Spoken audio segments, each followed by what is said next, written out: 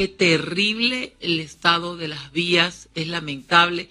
Nuestros agricultores, ¿cómo van a poder sacar los productos con vías en ese estado? Los transportistas también, las unidades se les dañan, causan más afectación.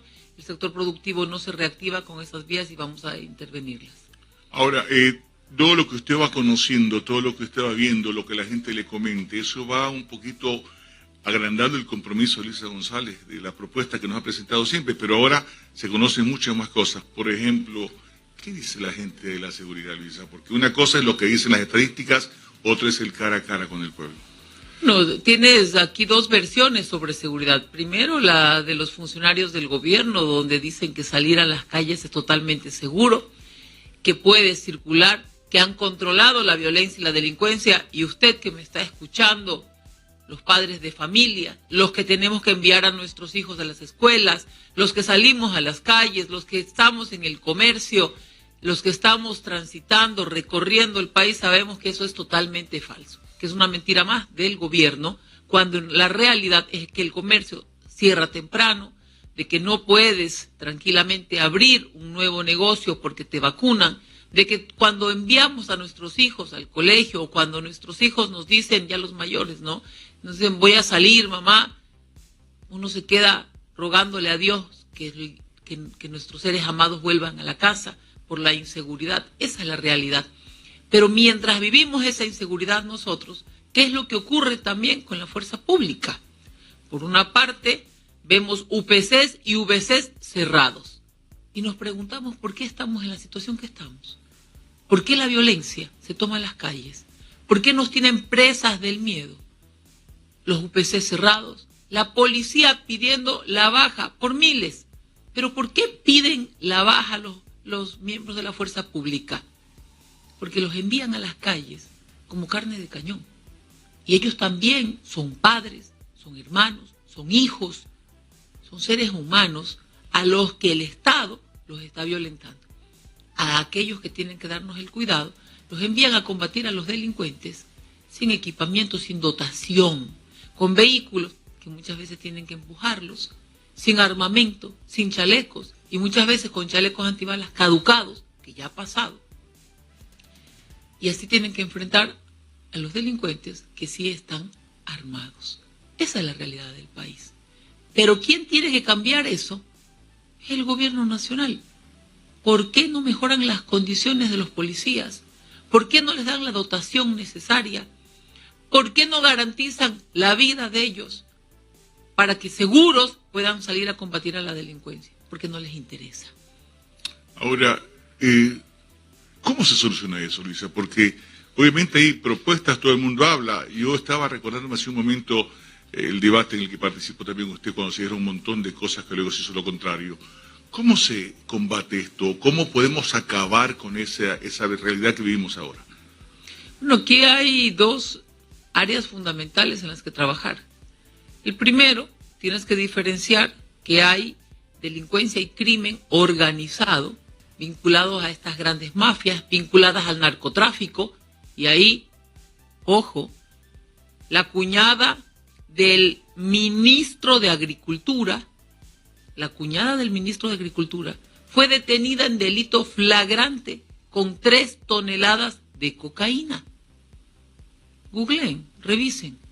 La detienen con 3 toneladas de cocaína en cajas de banano y resulta que a las pocas horas es puesta en libertad, sin grillete, sin medidas sustitutivas, es puesta en libertad y dicen que fue por presiones del gobierno.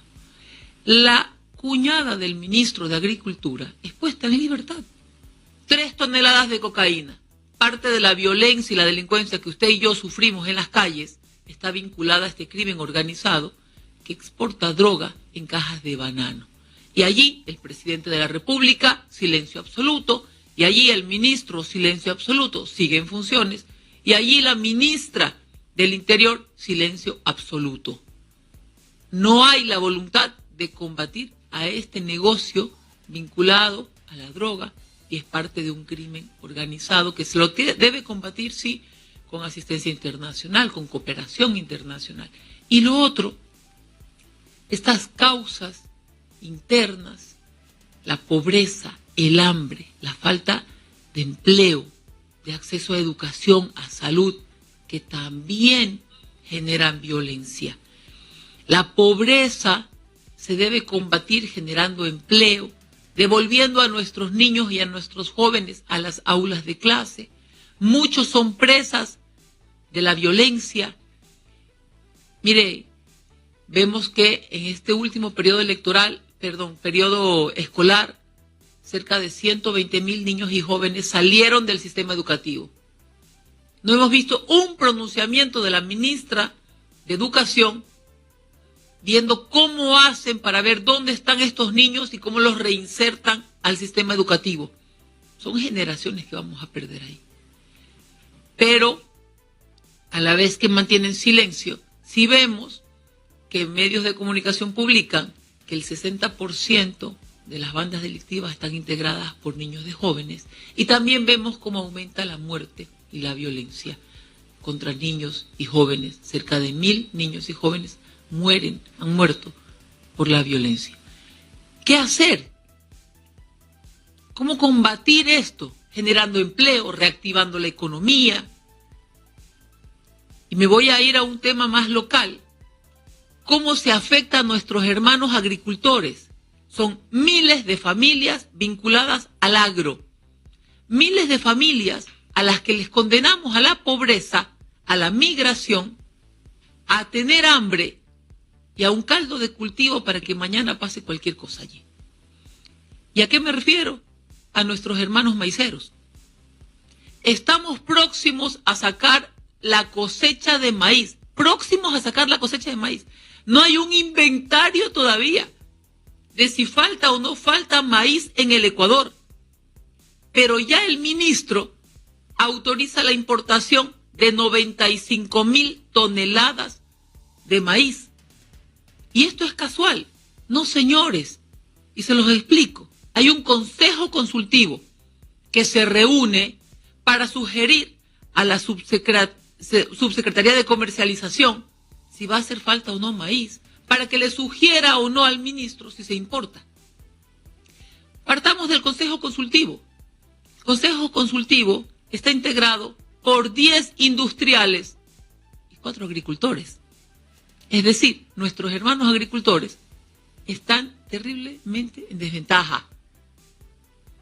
Y ese consejo consultivo es que le sugiere a la subsecretaría de comercialización importar, y sale ese comunicado. Cuando aún no sale la producción, cuando aún no hay un inventario. ¿Qué es lo que ocurre aquí? ¿Por qué pasa esto? ¿Es casual? ¿Va a haber escasez de maíz si aún no sale la producción?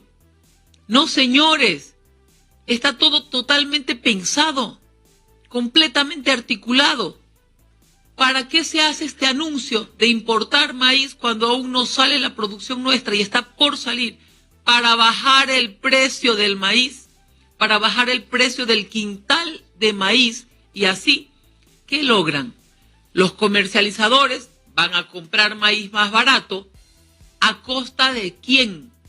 De miles de familias ecuatorianas productoras de maíz. Y hay un detalle aquí fundamental. Normalmente este consejo consultivo se da en noviembre, es decir, después de que sale la producción de maíz del Ecuador, sale la producción y allí recién se hace el inventario para saber si que hay déficit de maíz e importar. Pero lo adelantan y en lugar de hacerlo en noviembre, después de la cosecha, lo adelantan a septiembre y lo hacen para tirar abajo el precio del maíz, afectando a los agricultores y que ni siquiera se llegue a pagar el precio mínimo de sustentación que están pidiendo los agricultores. Pero han dicho, vamos a respetar el precio. Ahora, por la paralización de ayer, están viendo si revén la medida. Vamos a ver que cumplan primero.